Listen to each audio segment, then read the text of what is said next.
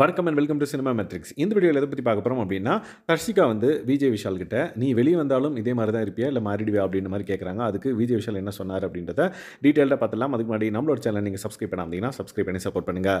விஜய் விஷால், தர்ஷிகா அந்த அருண் 3 பேரும் அந்த டோர் பக்கத்தில் உட்காந்து எலிமினேஷன் பற்றி ஒரு ஃபன் பண்ணிட்டு இருந்தாங்க. லைக் அருண் வந்து எலிமினேட் ஆகிட்டார் அப்படின்னா வெளியே போவாராம், விஜய் விஷாலுக்கு பாய் சொல்லிட்டு அதுக்கப்புறம் விஜய் சேதுபதி சார்கிட்ட சொல்லிட்டு சார் எங்கேயும் நிற்கவா சார் அப்படின்ற மாதிரி நிற்பாராம். உடனே விஜய் விஷால் வெளியே வாங்க அப்படின்ற மாதிரி இன்னும் எலிமினேட் பண்ணுறாங்களா. அங்கே வெளியே வந்து நம்ம 2 பேர் பார்த்து ஹாப்பியாக வந்து பார்த்திங்க அப்படின்னா எலிமினேட் ஆகிறோம் அப்படின்ற மாதிரி ஃபன்னாக வந்து பேசிகிட்டு இருப்பாங்க. அப்போ தர்ஷிகா வந்து பார்த்திங்க அப்படின்னா விஜய் விஷால்கிட்ட கேட்பாங்க, ஓகே இப்போ நம்ம வந்து வெளியே போயிடுறோம், ஸோ 30 டேஸ் இருக்கா, இன்னும் 30 டேஸ்க்கு அப்புறம் வெளியே போகிறோம், ஸ்டில் நீ இங்கே எப்படி என் கூட பழகினியா அதே மாதிரி தான் இருப்பியா இல்லை எப்படி மாறிடுவியா அப்படின்ற மாதிரி தர்ஷிகா வந்து விஜய் விஷால்கிட்ட கேட்குறாங்க. அதுக்கு விஜய் விஷால் வந்து பார்த்திங்க அப்படின்னா, நான் இங்கே பிக் பாஸ் வீட்டுக்குள்ளே அப்படின்றதுக்காகலாம் நான் எதுவும் பண்ணல, நான் இங்கே எப்படி இருக்கணும் அதே மாதிரி தான் நான் வெளியில் இருப்பேன்.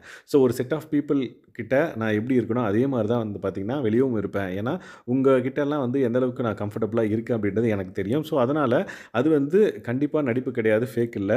நான் இப்போ எப்படி வீட்டுக்குள்ளே இருக்கணும் அதே மாதிரி தான் நீ என்ன எக்ஸ்பெக்ட் பண்ணலாம் வெளியே அப்படின்ற மாதிரி சொல்லியிருக்காங்க விஜய் விஷால். அதுக்கப்புறம் லைக் அருண், அந்தன், சத்யாலாம் அங்கேருந்து வருவாங்க. அதோ இவங்க 2 பேர், நீ அசின்னா அன்ஷிதா, அவங்கெல்லாம் வந்து பார்த்திங்க அப்படின்னா நீங்கள்லாம் வந்து எனக்கு ஒரு கேங்.